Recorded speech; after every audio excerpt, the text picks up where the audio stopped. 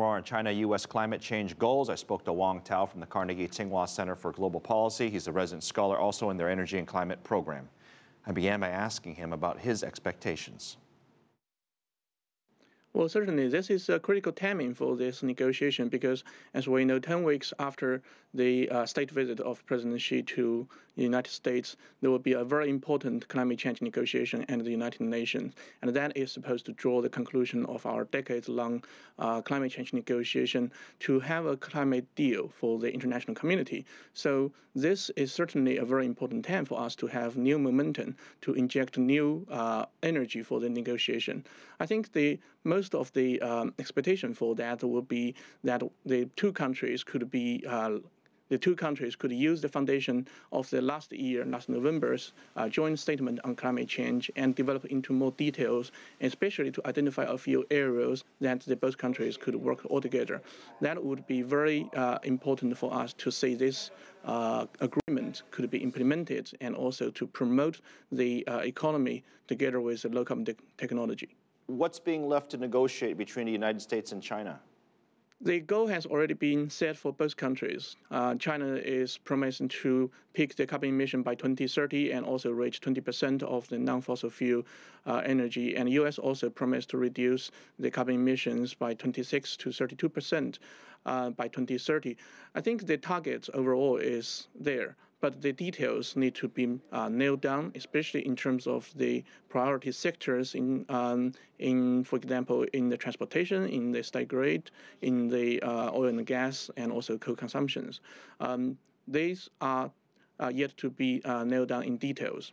So I've heard from various sides that the time targets are not aggressive enough.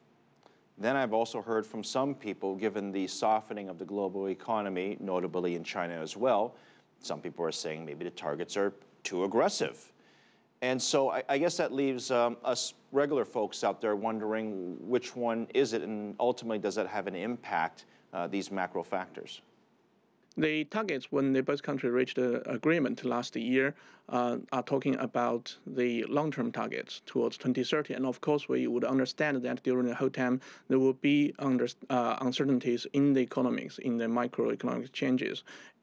As we have seen this year, China's economy further slows down, and we also seen some turmoil in the economic, in the finance market.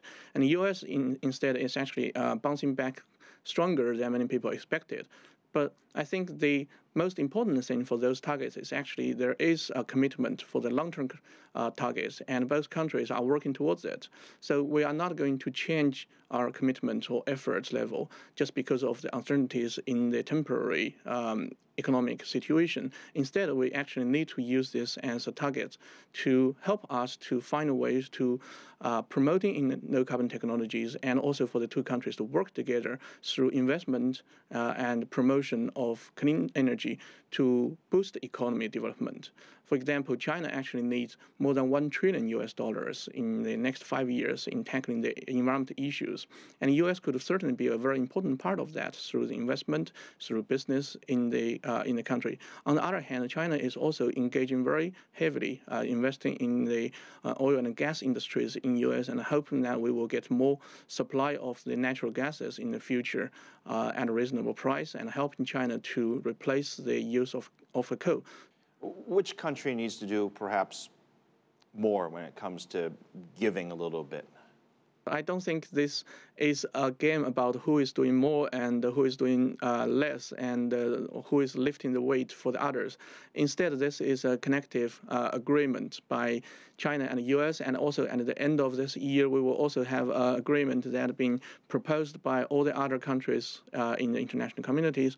Those targets are raised as the voluntary targets, and they are based on the best judgment of each country about their capabilities and willingness and commitment. And that also reflects their judgment about how this is going to promote the low-carbon economy for them in the future, and at the same time to achieve the development goal. This is obviously a very important moment, not just for the U.S. and China, but also globally as well as we get into Paris. And there are some that are saying that even if the United States and China come to a fantastic and wonderful agreement to cooperate, you still have to convince a lot of other countries potentially to come on board. it puts the United States and China in a quite interesting co-leader role, if you will, globally. What are your expectations that other countries will say, well, if the United States and China agree to it, that's great. We're going to be right behind that. How challenging will that be? After the 2 decades of negotiation and also the efforts we have seen in climate change negotiation, we have seen that what we really need and what is lacking so far is the strong leadership. EU has been a pioneer of the climate change debate and also the debate the carbon emissions for quite a long time, but the EU is also constrained by the lack of cooperation from the other countries. Now we see US and China working more closely together and committed very strong targets. I think that is a very good sign for US-China to shoulder this leadership that many people expected in the climate change.